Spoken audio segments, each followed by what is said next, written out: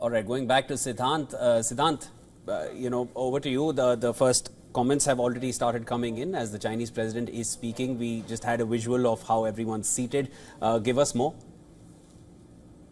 Well, one thing I can say for sure as leaders start to address this palpable excitement where I am standing. I'm here at the International Media Center, and you can see visuals behind me of the media personnel. Now, of course, they are going to their places, but when the Chinese president began to make his address, I saw a lot of commotion with everyone going and trying to hear what he has to say. Now, of course, the live feed has gone. That basically means that that portion of the summit now will be not open to the media, and the leaders, of course, will be talking about their concerns, challenges, and opportunities. This is a largely Eurasian group that brings together the countries of the Eurasian landmass, and more countries are keen to become a member of this grouping. Now, remember, the emergence of groupings like SCO, BRICS, is something that is symptomatic of the geopolitical disorder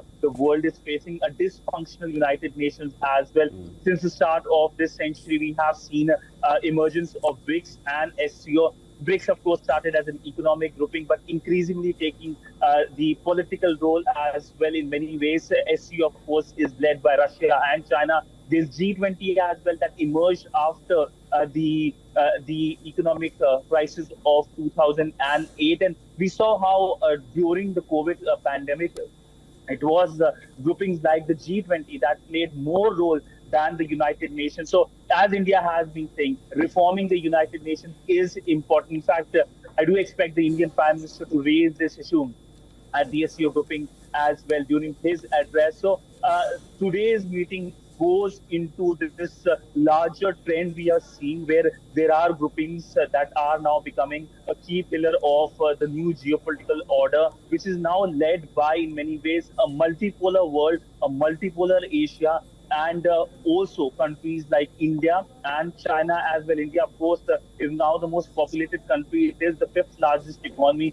It will soon be the 4th largest economy, even though there are leaders who term it as a dead economy, something that has been dismissed by the recent GDP numbers. But the fact that India is not present at the United Nations Security Council as a permanent member shows the dysfunctionality of the United Nations. But the fact that India is playing a vital role in groupings like SCO and BRICS shows that how these groupings are much more sought after. In fact, India will be chairing the BRICS grouping next year. It will be hosting the summit. So do expect a lot of activity diplomatically next year, and India will be also getting almost 10 to 15 world leaders, because remember, BRICS is no longer the 5-member grouping. It is almost having 9 members. There will be invited countries as well. And yesterday we saw the Indian Prime Minister inviting the Chinese President Xi Jinping to visit India for the BRICS summit. So this year, the Indian Prime Minister is here. Next year, do expect the Chinese President to travel to India. Absolutely. And of course, the other big meet of today, Prime Minister Narendra Modi and President Putin. What is the big lineup for today as well? What are the events that we're going to witness today? Well, essentially, I see the big statement by the Indian Prime Minister on the issue of connectivity, cross-border terrorism and other issues. But the big bilateral is with the Russian President Vladimir Putin.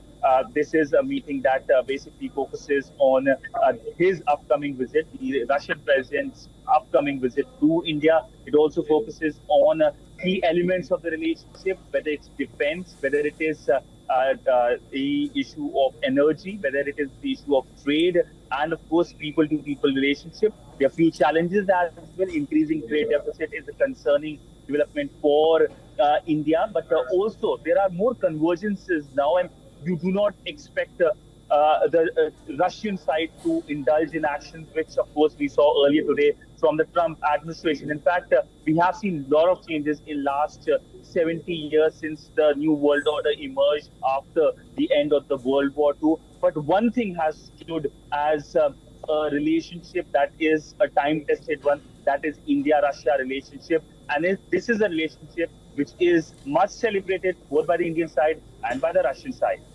Siddhant, it was just about 15, 16 days ago that there we had the Alaska Summit. You saw Donald Trump and Vladimir Putin sharing the stage, sharing the frame. After that, nothing conclusive has come out regarding what happens on the war front. And then you have 16 days later, you have Xi Jinping, Narendra Modi and Vladimir Putin standing in the same frame. What kind of, how do you feel the West is going to be seeing this or viewing these developments?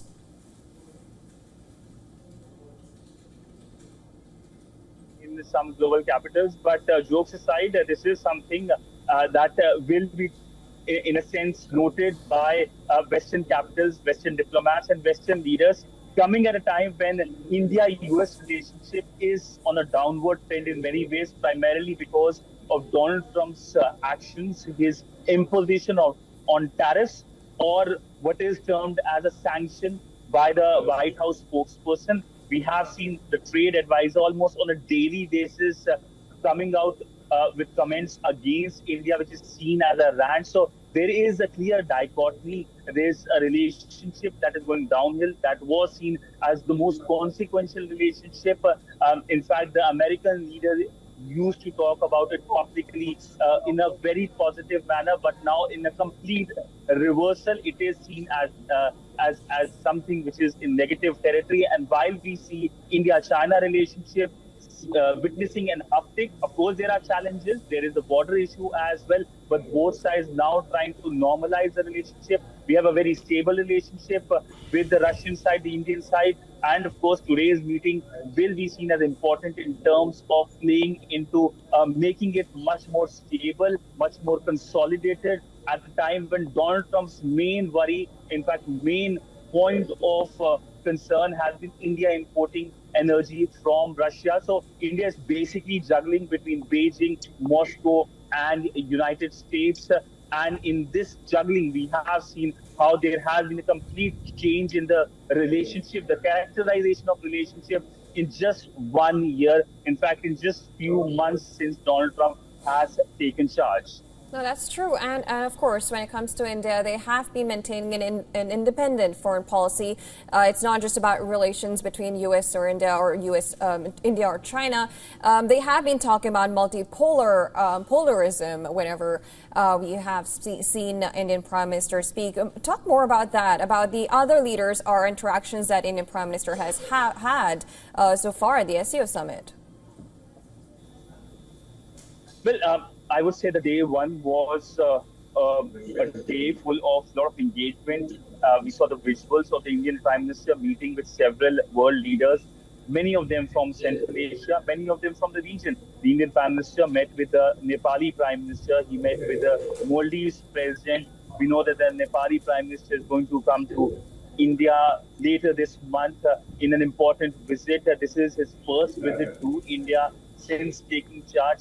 Generally, by a rule, unofficial rule, the Nepalese leaders used to visit India first after taking charge and China second, but there has been a change under Prime Minister Modi. But if you look at President Moise and Indian Prime Minister Narendra Modi, both of them just interacted almost a month ago when the Indian Prime Minister had visited Maldives. He was invited as the chief guest at the Independence Day celebrations of the Maldives. The Indian Prime Minister meeting with almost all of the Central Asian countries, the leaders of the Central Asian countries with which India has a strong cultural relationship, a strong historical relationship, and India has been working on in terms of connectivity to the Central Asian countries through Iran. Iran, of course, is an important member of the SCO grouping. And we also saw that the Indian Prime Minister met with the Armenian leadership. Armenia is another strong partner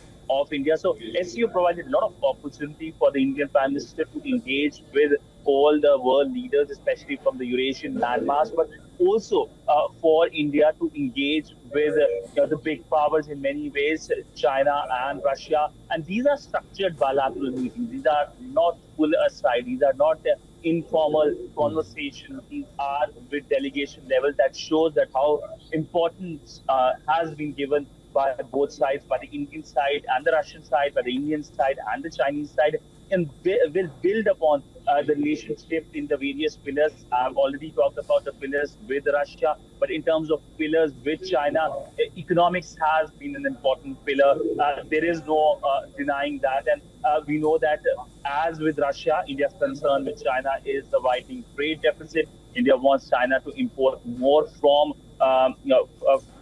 India, and other than that, India's big focus with China has been the issue of cross-border terrorism. In fact, in response to WION's question yesterday on how much India discussed the issue of cross-border terrorism, the Foreign Secretary said that this is something that was discussed. The Indian Prime Minister talked about the concerns of India, and there were assurances from the Chinese side on that issue. So, all in all, 48 hours of back diplomacy. Every hour there is a major development that is happening, development which is important for the Indian foreign policy, but for the global stability in many ways as well. Siddhant, just about 24 hours ago, or less than that perhaps, and I remember we were discussing this yesterday, that there are more divergences than there are convergences. Then all these statements came out. The Chinese president has mentioned it very clearly that we are partners, we are not rivals. Elephant and the dragon, they need to come together. All of that has happened. What have you observed just in the last 20 to 24 hours? What kind of a shift do you see any? Because you're there, what kind of sense do you get?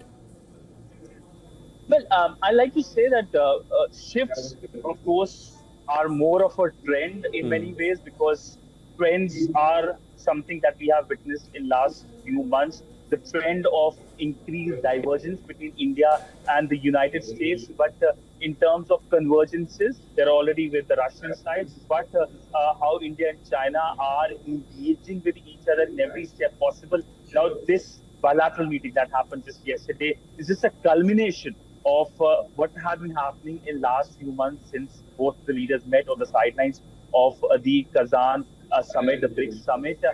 We know that the Indian Defense Minister, the Indian NSA, the Indian External Affairs Minister, all have been to China for SCO meetings. The Chinese Foreign Minister was in India this last month. The Indian Foreign Secretary has been to China. I can endlessly talk about the level of visits that both sides have seen in just a matter of few months. So there is a larger trend I have witnessed, but standing here on the ground, what I can say is, first, there is an increased sense on this side of the world, Eurasian continent, that the West is something that is seen as much more unreliable today, especially being led by Donald Trump. We know Donald Trump's own allies are not very happy with him, but how the engagement has been happening with Asian countries is seen in a very negative manner. So these countries coming together is the big story for me. And that, of course, is the story that we will see panning throughout the day, how these countries come on outcomes as well, which, of course, impacts the global stability, forming new economic orders, forming economic security partnership, and also focusing on the global south as well. Because many of the countries who are present here, the 20 countries who are present here, all of them are countries of the global south, and they have been badly hit by crisis, especially the war in Ukraine. And this is something that they have been calling on, that this needs a resolution through dialogue and diplomacy. A message, of course, the Indian side has been giving to all sides, whether it's to the Russian side, to the Ukrainian side, to the Western side. In fact, the Indian side welcomed the last meeting. Right. Of course, Siddhant, we'll, of course, be keeping track of all the developments. Thank you for joining us.